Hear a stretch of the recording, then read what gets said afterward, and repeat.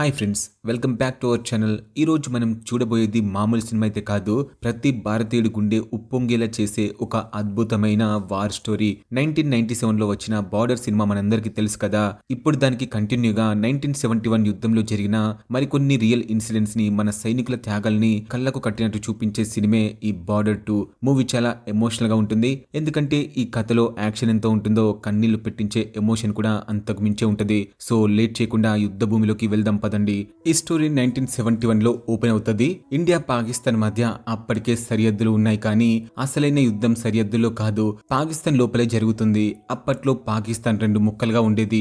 ఒకటేమో వెస్ట్ పాకిస్తాన్, అంటే ఇప్పుడున్న పాకిస్తాన్, రెండు ఈస్ట్ పాకిస్తాన్, ఇప్పుడున్న బంగ్లాదేశ్. ఈస్ట్ పాకిస్తాన్ ప్రజలు తమ భాష కోసం, తమ హక్కుల కోసం పోరాటం చేస్తుంటే, వెస్ట్ పాకిస్తాన్ ఆర్మీ ఏమో వాళ్ళని తుపాకులతో అణిచివేయడం స్టార్ట్ చేశారు.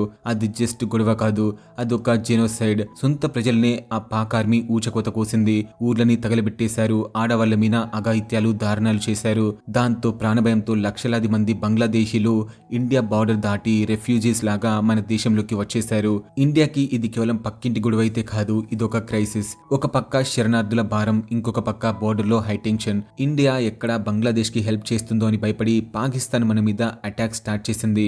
ఇక్కడే మన హీరో ఎంట్రీ ఇస్తాడు. పేరు లెఫ్టినెంట్ కల్నల్ ఫతే సింగ్. ఈయన మామూలు సోల్జర్ కాదు, ఒక గైడ్, ఒక లీడర్, ఒక మెంటర్. ఫతే సింగ్ కి ఒక ఇంటెలిజెన్స్ వస్తుంది. కొంతమంది పాకిస్తాన్ సోల్జర్స్ ఇండియాలోకి చొరబడి మన ఆర్మీ క్యాంప్స్ మీద నిఘా పెడుతున్నారని. ఈ విషయం తెలియగానే ఫతే సింగ్ కి మండిపోద్ది. వెంటనే ఫతే సింగ్ ఒక్కడే వాళ్ళని ఆపడానికి వెళ్తాడు. ఆ చొరబాటుదారుల్ని వెతికి పట్టుకుని కుక్కల్ని కొట్టినట్టు కొట్టి వాళ్ళని పాకిస్తాన్ బార్డర్ దాకా తరిమి తరిమి కొడుతూ గట్టిగానే వార్నింగ్ ఇస్తాడు. ఇంకోసారి మా బార్డర్ లోకి అడుగు పెడితే పాకిస్తాన్ లో మనుషులు కూడా ఉండరు, కేవలం శవాలు మాత్రమే మిగులుతాయని చెప్పేసి గట్టిగా వార్నింగ్ ఇచ్చేస్తాడు. సీన్ కట్ చేస్తే మన సెకండ్ హీరో ఎంట్రీ ఇస్తాడు. ఈయన పేరే మేజర్ హోషియార్ సింగ్ దహియా. పేరులోనే ఉంది కదా హోషియార్ అంటే తెలివైనోడు అని. ఈయన తన టీమ్ తో కలిసి వాటర్ కోసం ఒక నది దగ్గరికి వెళ్తాడు. అక్కడికి అన్ఎక్స్పెక్టెడ్ గా పాకిస్తాన్ సోల్జర్స్ కూడా వచ్చేస్తారు. ఇద్దరు ఎదురెదురుగా నిల్చుంటారు. గన్స్ కూడా గురిపెట్టుకుంటారు. సిచ్యువేషన్ ఏమో ఫుల్ హై టెన్షన్ లో ఉంటది. ఎవరు ట్రిగ్గర్ నొక్కినా యుద్ధం స్టార్ట్ అయిపోతది. కానీ ఇక్కడ హోషియార్ సింగ్ అసలు భయపడడు. పైగా ఒక మైండ్ గేమ్ ప్లే చేస్తాడు. వాళ్ళతో మాట్లాడుతూనే, ఒరే ఈ నదికి కొంచెం దూరంలో మా ఆర్మీ బెటాలియన్ ఉంది, మీరు గనక మమ్మల్ని షూట్ చేసి పారిపోదాం అనుకుంటే వాళ్ళు మీ వెనకాల ఎన్ని బుల్లెట్లు దింపుతారో తెలుసా, మీ మొహాలు మీకు గుర్తుపట్టలేనంత మారుస్తారు అని చెప్పేసి ఒక రేంజ్ లో వార్నింగ్ ఇస్తాడు. హోషియార్ సింగ్ అలా చెప్పగానే పాక్ సోల్జర్స్ కి సుస్సు పడిపోతుంది. అలాగే టెన్షన్ స్టార్ట్ అవుతుంది. సో నిజంగానే పెద్ద ఆర్మీ ఉందేమో అని భయపడిపోతారు. నిజానికి అక్కడ ఎవరు లేరు, అదంతా మనోడి బ్లఫ్ అన్నమాట. ఆ భయాన్ని క్యాష్ చేసుకుని హోషియార్ సింగ్ కూల్ గా నది దాటి వాళ్ళ దగ్గరకైతే వెళ్తాడు. ఒక యంగ్ పాక్ సోల్జర్ ని పిలిచి ఆర్మీలో జాయిన్ అయ్యి ఎన్ని రోజులైందిరా అని చెప్పి అడిగితే వాడు వణికిపోతూ 3 నెలలైంది సార్ అని చెప్తాడు. వెంటనే మనడు, ట్రైనింగ్ లో నేర్పించలేదారా నీకు, ఎదురుగా ఒక మేజర్ కనిపిస్తే సెల్యూట్ కొట్టాలి అని చెప్పి అడుగుతాడు. అంతే, ఆ భయానికి పాక్ సోల్జర్స్ అందరూ మనోడికి సెల్యూట్ కొట్టి తోక ముడుచుకొని అక్కడి నుంచి పారిపోతారు. నిజానికి హోషియార్ సింగ్ వెనకాల 4 సోల్జర్స్ తప్ప ఆర్మీ అయితే లేదు. కేవలం తన గడ్స్ తో, తెలివితేటలతో యుద్ధం జరగకుండానే శత్రుని పరిగెత్తించాడు. ఇది కదా ఫ్రెండ్స్ ఇండియన్ ఆర్మీ స్వాగ్ అంటే. సీన్ కట్ చేస్తే నెక్స్ట్ సీన్ లో ఇంకొక డైనమిక్ క్యారెక్టర్ ఎంట్రీ ఇస్తాడు. అతనే నిర్మల్ జీత్ సోకోన్. ఈయన మామూలుడు కాదు ఫ్రెండ్స్, గుండె నిండా ధైర్యం ఉన్న ఆఫీసర్. తన సీనియర్ ఆఫీసర్ తోనే గట్టిగా చెప్తాడు, సార్ నాకు ఒక ఛాన్స్ ఇవ్వండి సార్, ఆకాశంలో శత్రువులని ఎలా వేటాడుతానో మీరే చూస్తారు, ఒంటరిగా వెళ్ళినా సరే 100 మందిని లేపేసే దమ్ము నాకుంది అని చెప్పేసి ఫుల్ కాన్ఫిడెన్స్ తో అంటాడు. అతను దేశం కోసం ప్రాణం ఇవ్వడానికైనా రెడీ అన్నమాట. అలాగే నేవీ వైపు చూస్తే కమాండర్ ఎంఎస్ రావత్ అయితే ఎంట్రీ ఇస్తాడు. ఈయన సెకండ్ లాగా ఆవేశపడైతే కాదు, చాలా తెలివైనడు. అలాగే కూల్ అండ్ క్యాలిక్యులేటెడ్. అతను ట్రైనింగ్ లో నేర్చుకున్న ప్రతి రూల్ ని తూచే తప్పకుండా పాటిస్తాడు. ఆ షిప్ లో ఉన్న మిగతా ఆఫీసర్స్ ఎవరు కూడా సోనార్ ని అంతగా నమ్మరు, కానీ రావత్ కి మాత్రం టెక్నాలజీ మీద, సోనార్ మీద పిచ్చ నమ్మకం ఉంటది. ఇప్పుడు సీన్ మళ్ళీ మన ఆర్మీ హీరో హోషియార్ సింగ్ దగ్గరకైతే వచ్చేస్తుంది.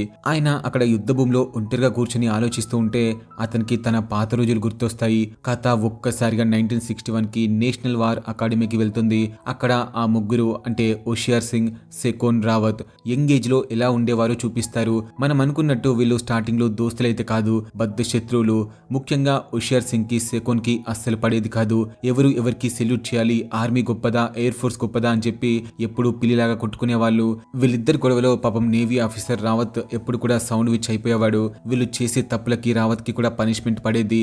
వీళ్ళ ప్రవర్తన చూసి అక్కడే ట్రైనర్ గా ఉన్న ఫతే సింగ్ కి కూడా చిరాకు వచ్చేస్తుంది. ఒరే మిమ్మల్ని ఇక్కడికి పిలిచింది 3 దళాలు కలిసి పనిచేయడం నేర్చుకుంటారని, చేస్తున్నారని, మీరేంట్రా ఇలా కొట్టుకు చేస్తున్నారని క్లాస్ పీకేవాడు.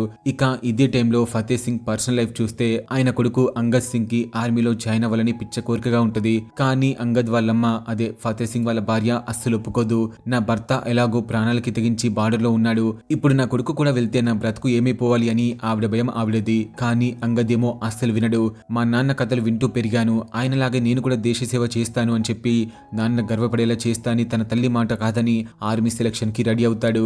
మళ్ళీ అకాడమీ సీన్ కి వచ్చేస్తే ఒక ఎమోషనల్ టర్నింగ్ పాయింట్ జరుగుతుంది. ట్రైనింగ్ లో ఉన్నప్పుడు అందరి ఇంటి నుంచి లెటర్స్ అయితే వస్తుంటాయి, పేరెంట్స్ కూడా కలవడానికి వస్తుంటారు. కానీ సెకోన్ ఒక విషయం గమనిస్తాడు, అందరికి లెటర్స్ వస్తున్నాయి కానీ హోషియార్ సింగ్ కి మాత్రం ఒక్క లెటర్ కూడా రావట్లేదు, ఎవరు చూడడానికి కూడా రావట్లేదు.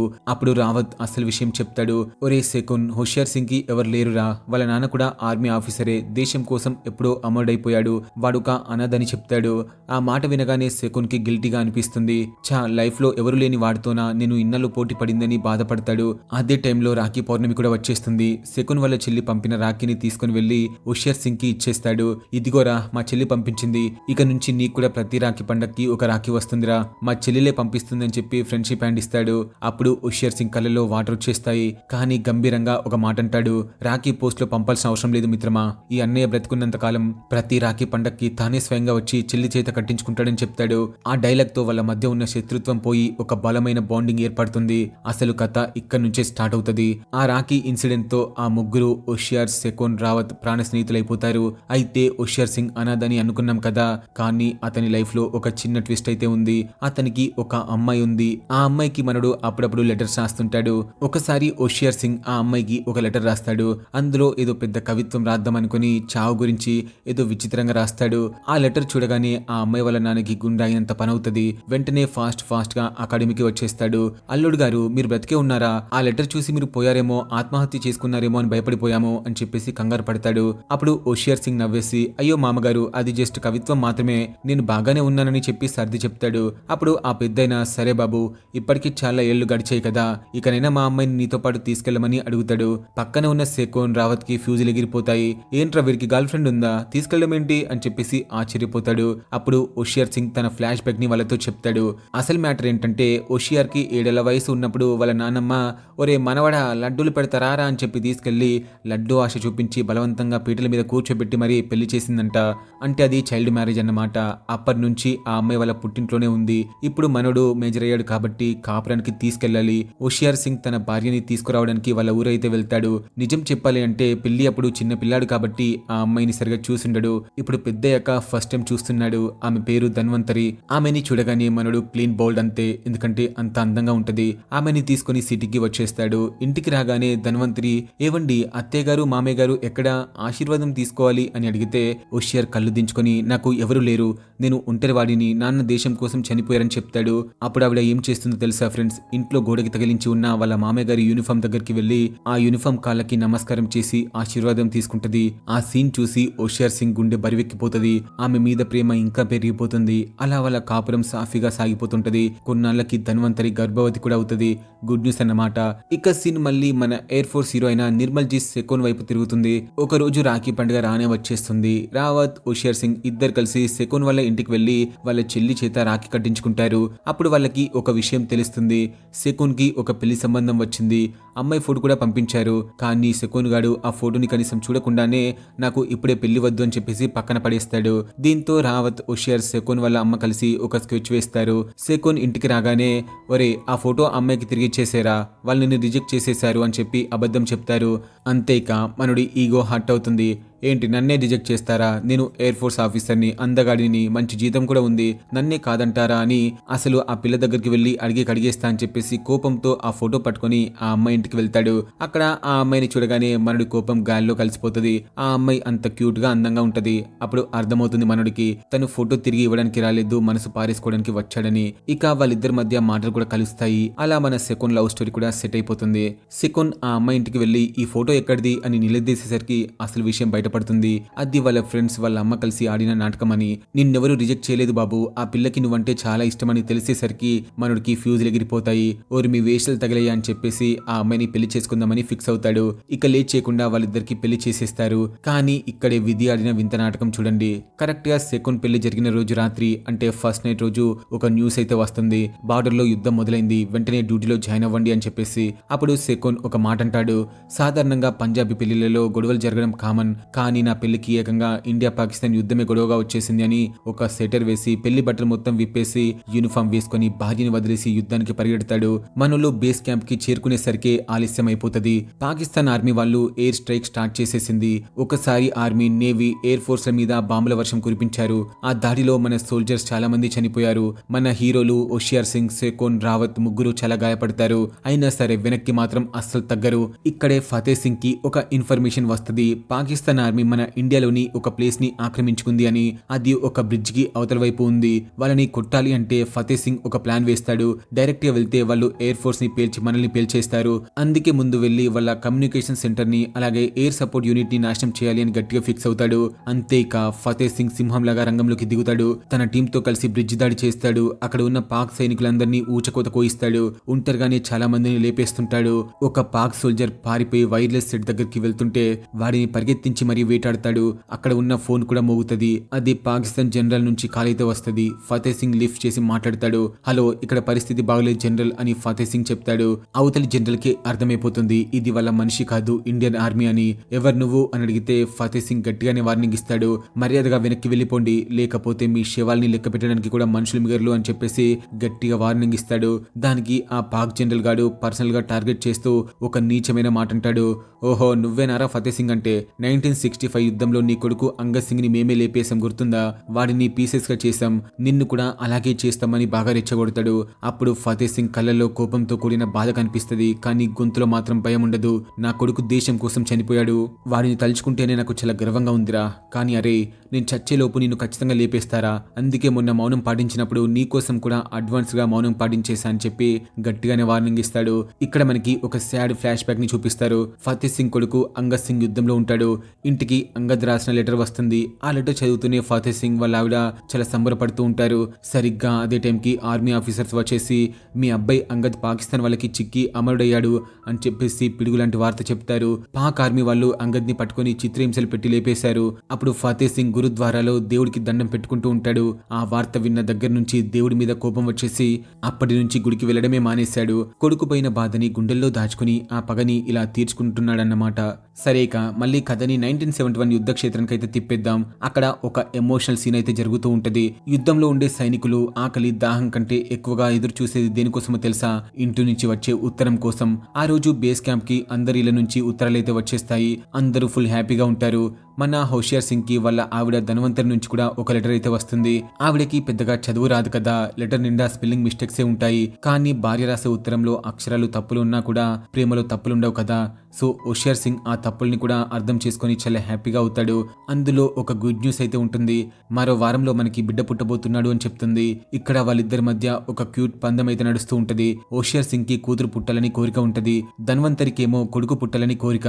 రేపు యుద్ధంలో ఏం జరుగుతుందో తెలియదు, కానీ ఈ చిన్న ఆనందం వాళ్ళకి కొండంత బలాన్నైతే ఇస్తది. సీన్ కట్ చేస్తే సముద్రం మధ్యలో యుద్ధం. ఇక కమాండర్ ఎంఎస్ రావత్ షిప్ మీద ఉంటాడు. ఆల్రెడీ జరిగిన దాడి వల్ల షిప్ లో కొన్ని సిస్టమ్స్, సెన్సర్స్ అన్ని పాడైపోయి ఉంటాయి. అయినా సరే రావత్ ధైర్యంగా ముందుకొస్తుంటాడు. కానీ సడన్ గా సముద్రం లోపల నుంచి పాకిస్తాన్ వాళ్ళ సబ్మెరీన్ మన షిప్ ని టార్గెట్ చేసి దొంగ దెబ్బ తీస్తుంది. ఆ దాడికి షిప్ లోకి నీళ్లు వచ్చేస్తాయి. మునిగిపోయే పరిస్థితి. చాలా మంది సోల్జర్స్ కూడా గాయపడతారు. రావత్ కి కూడా చాలా గాయాలవుతాయి. షిప్ మునిగిపోతున్నా సరే రావత్ తన ప్రాణాలని లెక్క చేయకుండా మిగతా సోల్జర్స్ ని కాపాడి లైఫ్ బోట్స్ లోకి ఎక్కిస్తుంటాడు. కానీ ఆ పాకిస్తాన్ సబ్మెరీన్ ఇంకా అటాక్ చేస్తూనే ఉంటది. అప్పుడు రావత్ లోని అసలు సిసలైన యోధుడు నిద్రలేస్తాడు. చావంచుల దక్క వెళ్లిన రావత్ తన స్కిల్స్ తో ఆ సబ్మెరీన్ మీద ఎదురుదాడి చేస్తాడు. ఆ దెబ్బకి పాక్ సబ్మెరీన్ డ్యామేజ్ అయి ఆ నీళ్లపైకి రావాల్సి వస్తది. పైకి రాగానే రావత్ దాన్ని తునకలు చేస్తూ పేల్చేస్తాడు. శత్రువుని మట్టు పెట్టాడు. కానీ అనుకోకుండా తీవ్రంగా గాయపడిన మన హీరో ఎంఎస్ రావత్ అక్కడే వీరమరణం పొందుతాడు. దేశం కోసం సముద్రంలోనే ఆగిపోయాడు ఆ వీరుడు.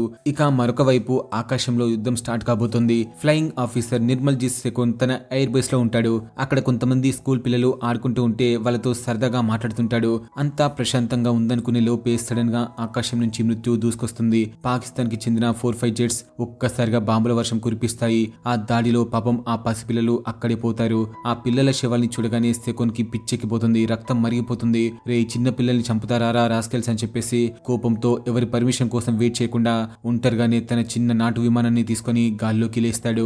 నిజానికి ఇది సూసైడ్ మిషన్ ఫ్రెండ్స్. అవతల వైపు 5 అత్యాధునిక జెట్స్, ఇటు పక్క సెకోన్ ఒక్కడే. కానీ వాడి గుండె ధైర్యం ముందు ఆ జెట్స్ అయితే పనికి రాలేదు. గాల్లోనే వాళ్ళని వెంటాడి వేటాడుతుంటాడు. వాళ్ళు పారిపోతున్నా కూడా అస్సలు వదలడు. ఒంటరిగానే పోరాడి చాలా జెట్స్ ని కూల్చేస్తాడు. చివరికి ఆకాశంలో 2 జెట్స్ మిగులుతాయి. అందులో ఒక దాంతో సెకోన్ భీకరమైన ఫైట్ చేస్తాడు. అలా ఫైట్ చేసుకుంటూ ఆ భీకర యుద్ధం క్లైమాక్స్ కి వచ్చేస్తుంది. నిర్మల్జీత్ సెకోన్ విమానంలో కేవలం 10 రౌండ్ల బుల్లెట్లు మాత్రమే మిగిలి ఉన్నాయి. అప్పటికే శత్రువుల దాడిలో సెకోన్ కి తీవ్రమైన గాయాలవుతాయి. రక్తం కారుతూనే ఉంటది. కానీ ఆ సింహమేమో అస్సలు వెనక్కి తగ్గదు. నా ప్రాణం పోయినా పర్లేదు, ఆ చివరి శత్రు విమానాన్ని కూడా కూల్చాల్సిందే అని చెప్పేసి గట్టిగా డిసైడ్ అయిపోతాడు.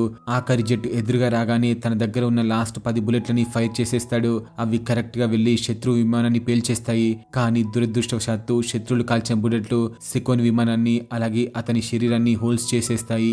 ఆకాశంలోనే అమరవీరుడవుతాడు. కానీ పోతూ గర్వంగా అతని మీసాలని ఎగిరేస్తాడు. కింద చనిపోయిన స్కూల్ పిల్లల ప్రాణాలకి బదులు తీర్చుకొని గాల్లోనే దేశం కోసం కరిగిపోయాడు మన సెకోన్. ఇటువైపు నేల మీద ఉన్న హోషియార్ సింగ్ కి ఒక పిడుగు లాంటి వార్త తెలుస్తుంది. తన ప్రాణ స్నేహితులు సముద్రంలో రావత్, ఆకాశంలో సెకోన్ ఇద్దరు వీరమరణం పొందారని తెలుస్తుంది. ఆ వార్త వినగానే హోషియార్ సింగ్ గుండె పగిలిపోతది. చిన్నప్పటి నుంచి కలిసి పెరిగారు, ఒకే ప్లేట్లో తిన్నారు, కలిసి నడిచారు. కానీ ఇప్పుడేమో వాళ్ళు లేరు. కానీ యుద్ధం మధ్యలో ఏడవడానికి కూడా టైం ఉండదు కదా ఫ్రెండ్స్. అతని బాధని కసిగా పగగా మార్చుకుంటాడు. అప్పటికే బోర్డర్ లో సిచ్యువేషన్ చేయి దాటిపోతుంటది. పాకిస్తాన్ ఆర్మీ మన ఇండియన్ జేర్పల్ అనే ప్లేస్ ని ఇంకా చాలా ముఖ్యమైన స్థావరాలని ఆక్రమించుకుని స్ట్రాంగ్ గా సెటిల్ అయిపోతారు.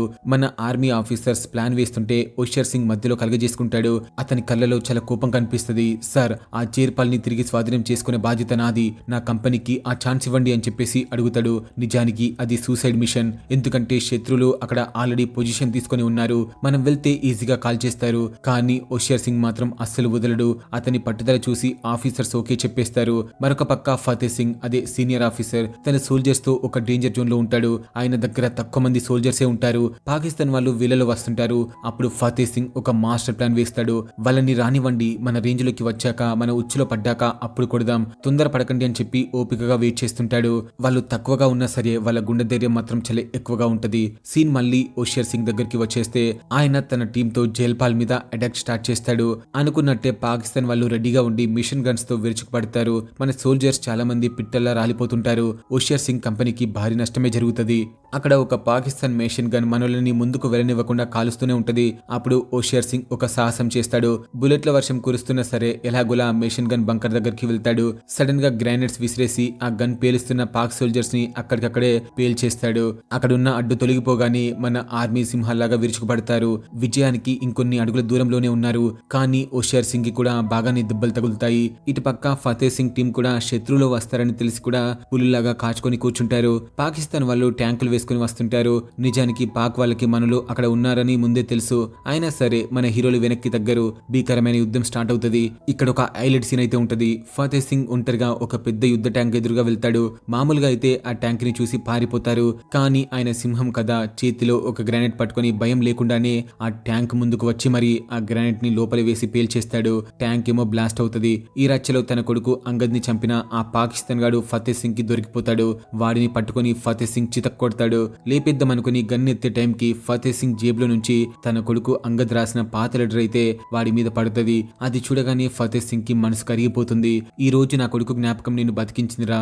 నా కొడుకు లెటర్ నీ మీద పడింది కాబట్టి వదిలేస్తున్న పోరా అని చెప్పేసి వాడిని ప్రాణాలతోనే బయటకు వదిలేస్తాడు. పగ తీర్చుకోవడం అంటే చంపడం కాదు, క్షమించడం అని ప్రూవ్ చేశాడు. అటుపక్క హోషియార్ సింగ్ ఆల్మోస్ట్ గెలిచేశాడు. ఆ పోస్ట్ ని ఆక్రమించుకున్నాడు. కానీ సడన్ గా పాకిస్తాన్ నుంచి మరిన్ని ట్యాంకులు అలాగే సైన్యం వచ్చి చుట్టుముట్టేస్తాయి. హోషియార్ సింగ్ కి తీవ్రమైన గాయాలవుతాయి. రక్తం ఏరులై పారుతూ ఉన్నా కూడా లేవలేని స్థితిలో ఒక ట్యాంక్ ముందు మోకాల మీద కూర్చుని ఉంటాడు. ఆ ట్యాంక్ లో నుంచి ఒక పాక్ ఆఫీసర్ బయటకు వచ్చేసి ఒక ఇండియన్ సోల్జర్ తలకాయ లేపేయడం నా కల, ఈ రోజు నీతో అది తీరుతుందని చెప్పి కత్తెత్తుతాడు. ఇక హోషియార్ సింగ్ పని అయిపోయిందనుకునే లోపే ఒక రేంజ్ లో ఎంట్రీ ఇస్తాడు మన ఫతే సింగ్. దూరం నుంచి పాక్ గాడిని కాల్చిపడేస్తాడు. ఎలాగో తెలుసా, వాడు ఏదైతే కోరుకున్నాడో ఇక్కడ అదే జరుగుతుంది. వాడి యాపిల్ కాయ లేచిపోతుంది. ఫతేహ్ సింగ్ వెనకాల ఇండియన్ ఆర్మీ ట్యాంకులు కూడా వచ్చేస్తుంటాయి. సీన్ మాత్రం భలే ఉంటది. పాకిస్తాన్ వాళ్ళని కుక్కల్ని తరిమినట్టు తరిమి ఆ బార్డర్ అవతలికి విసిరేస్తారు. యుద్ధం మనదే, విజయం మనదే. 1971 యుద్ధంలో భారత్ ఘన విజయం సాధిస్తుంది. సినిమా ఎండింగ్ లో ఒక ఎమోషనల్ సీన్ అయితే ఉంటది. హుషియర్ సింగ్ ఇంటికైతే వచ్చేస్తాడు. అప్పటికే అతనికి కొడుకు పుడతాడు. అంటే పందెంలో వాళ్ళ భార్య గెలిచింది. ఇక లాస్ట్ లో మిట్టి కే బేటీ అనే పాట అయితే వస్తుంది. ఆ పాట చూస్తుంటే థియేటర్ లో కన్నీళ్ళు అయితే ఆగవు. హుషియర్ సింగ్ తన ప్రాణ స్నేహితులైన రావత్, సెకోన్ వాళ్ళ ఇంటికి వెళ్లి వాళ్ళ కుటుంబాలని కలుస్తాడు. దేశం కోసం ప్రాణాలు ఇచ్చిన ఆ అమరవీరుల త్యాగాల్ని తలుచుకుంటూ అతని గుండె బరివెక్కిపోతుంది. ఒక పక్క గెలిచిన గర్వం, ఇంకొక పక్క వాళ్ళని కోల్పోయిన బాధ. ఈ మిక్స్డ్ ఎమోషన్స్ తోనే ఈ బార్డర్ 2 అయితే సినిమా ముగుస్తుంది ఫ్రెండ్స్. ఇది కేవలం సినిమా మాత్రమే కాదు, మన దేశం కోసం ప్రాణాలు అర్పించిన హుషియర్ సింగ్, నిర్మల్జీత్ సెకోన్, ఎంఎస్ రావత్ లాంటి ఎందరో వీరులకు ఇస్తున్న ఒక నివాళి అన్నమాట. వాళ్ళు బార్డర్ లో నిద్రపోకుండా కాపలా కాస్తున్నారు కాబట్టే మనం ఇక్కడ ప్రశాంతంగా నిద్రపోతున్నాం. ఈ కథ వింటున్నప్పుడు మీ రక్తం కూడా మరిగితే, గూస్ బంప్స్ వస్తే ఖచ్చితంగా ఈ స్టోరీని లైక్ చేయండి. మీ ఫ్రెండ్స్ అందరికీ షేర్ చేయండి. వీలైతే మన సోల్జర్స్ గొప్పతనం అందరికీ తెలియాలి కదా. ఇలాంటి మరిన్ని మూవీస్ తో మళ్ళీ కలుద్దాం. Until then bye. Jai Hind.